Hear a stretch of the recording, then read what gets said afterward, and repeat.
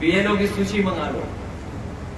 BLO में ये देख लो कि इसमें कोई पीडीए परिवार का तो नहीं है, और अगर पीडीए परिवार का है तो उसे सूची से बाहर कर दो। फिर उससे ऊपर वाले अधिकारी देखे गए कि अधिकारी और कौन कौन है। जब उन्होंने उसकी भी सूची मंगा ली, उसमें भी पूरा सफाया कर दिया पीडीए के परिवार का, तब उन्होंने चुनाव की तारीख घोषित की। लेकिन बीजेपी के लोग इन्हें भूल रहे हैं। अभी तो हम लोगों ने उन्हें उत्तर प्रदेश में हराया है, इंडिया गठबंधन ने और पीडीए ने मिलकर के 36 सीटें प्लस 7 43 सीटें हार गए। और इन्हीं कार्यकर्ताओं को अगर पता होता कि हम लोग 43 सीटें जीतने जा रहे हैं, 43 सीटें जीतने जा रहे हैं, तो हो सकता था यहाँ का कार्यकर्ता एकजुट होकर के हमें 60 से ज्यादा भी लोकसभा जिता। और अब तो हम लोग बीजेपी को हराना जान गए हैं, रणनीति बनाना जान गए हैं, लोगों का सम्मान कर करके उनको जोड़ना जान गए हैं, दूसरों को जगह दे करके त्याग करना जान गए हैं। तो देख लेना आप आने वाले समय में उत्तर प्रदेश में परिणाम, ऐसा परिणाम आएगा कि कभी बीजेपी ने सोचा नहीं होगा। हालांकि बीजेपी के लोग सो नहीं पा रहे जब से अयोध्या हारे। जब एक गड़बड़ सोते हैं तो उन्हें यूपी की याद आ जाती है कि यूपी में कैसे हार गए, और जैसे ही गड़बड़ दूसरी कर करके अयोध्या की याद आती तो फिर नहीं सो पाते।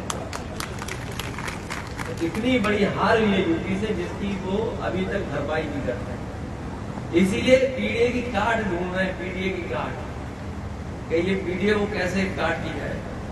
हम अपने साथियों को कहना चाहते हैं, पीडीए की लड़ाई वही पुरानी लड़ाई है, वो ये नई लड़ाई नहीं है जो कभी डॉक्टर राममनोहर लोहिया या उनसे पहले बाबा साहब भीमराव अम्बेडकर, ज्योतिबा फूले या तमाम सामाजिक सुधार को आगे बढ़ाने वाले जितने भी हमारे नेता या नेताजी या डॉक्टर राममनोहर लोहिया, जिन्होंने जो रास्ता दिखाया वही पीडीए का रास्ता है, वही पीडीए की रास्ता। जब हम लोग पीडीए की बात करते हैं तो बीजेपी के लोग घबराने लगे हैं और कार्ड ढूंढ करने के लिए कह रहे हैं कि हम भी पिछड़ा और दलित बनाएंगे।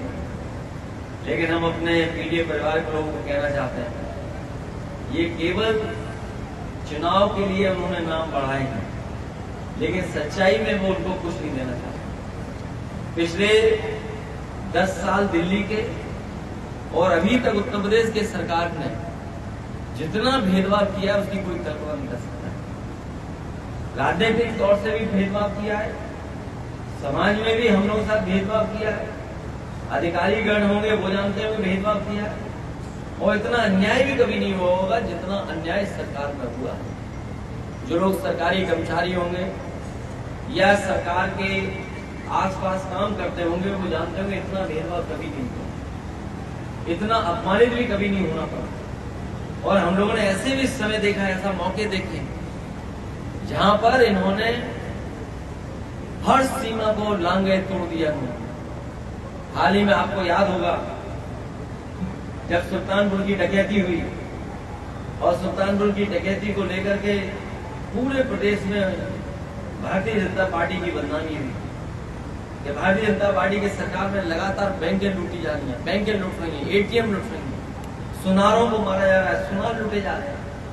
हम आपसे कहेंगे कि बड़ी जिम्मेदारी के साथ वो आंकड़े भी अगर आप निकालोगे तो अभी तक जितनी बैंक डकैतियां हुई हैं सबसे ज्यादा भारतीय जनता पार्टी की सरकार में। इसके साथ साथ हमारे सुनार या सोने का काम करने वाले कारोबारियों का सबसे ज्यादा हत्या अगर कभी हुई है तो भारतीय जनता पार्टी की सरकार में। जब वो जवाब नहीं दे पाए तो आपको याद होगा मंगेश यादव की इन्होंने हत्या करने का काम, और उस पर भी जब सवाल हम लोगों ने खड़े किए तो सोचिए सरकार ने क्या किया, बैलेंस करने के लिए छतरी को मार दिया। बताइए कहीं हत्या करके बैलेंस किया जा सकता है क्या किसी को? पहले तो आपने एक हत्या की और फिर उसको बैलेंस करने के लिए दूसरी हत्या कर दी।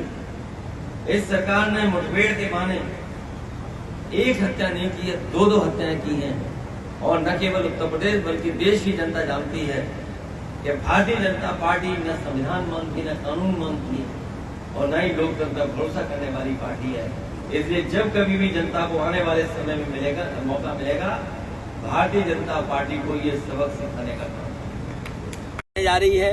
बीजेपी का गठबंधन हारने जा रहा है, एक महाहार होने जा रही है बीजेपी गठबंधन की। एक माहौल बनाया जा रहा है कटो के बटो के नारे के साथ, जो महाराष्ट्र में भी देखने को मिल रहा है। जगह जगह पोस्टर चिपकाए जा रहे हैं। क्या लगता है, क्या प्रभाव डालने वाला नारा है? या ये जब बीजेपी पे बेरोजगारी, महंगाई, border security, internal security, Agniveer, फौज की भर्ती, नौकरी सरकारी, आरक्षण, संविधान पे जब जवाब नहीं होता है तो इसी तरह से उनकी लैब में ये तैयार होता है। और देखिए उनकी जो लैब है, अब वो जानकारी हम लोगों को करनी पड़ेगी वो लैब कहाँ पर है।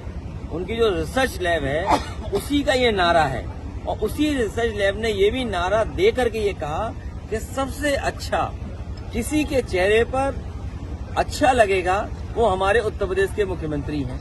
तो सोचिए रिसर्च कर करके वो नारा बनाया गया किसी लैब में।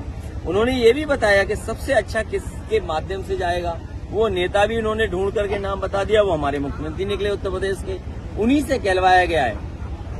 इसलिए इस चुनाव में पीडीए की रणनीति बीजेपी के कोई भी खराब नारे का मुकाबला करेगी और ये बीजेपी के लोग जानबूझ करके नफरत फैलाना चाहते हैं। बहराइच में हम लोगों ने देखा कि किस तरीके से हिंदू मुसलमान ये करना चाहते थे, लेकिन उसकी वहां पर घटना जरूर हुई, जाने गई और नुकसान हुआ।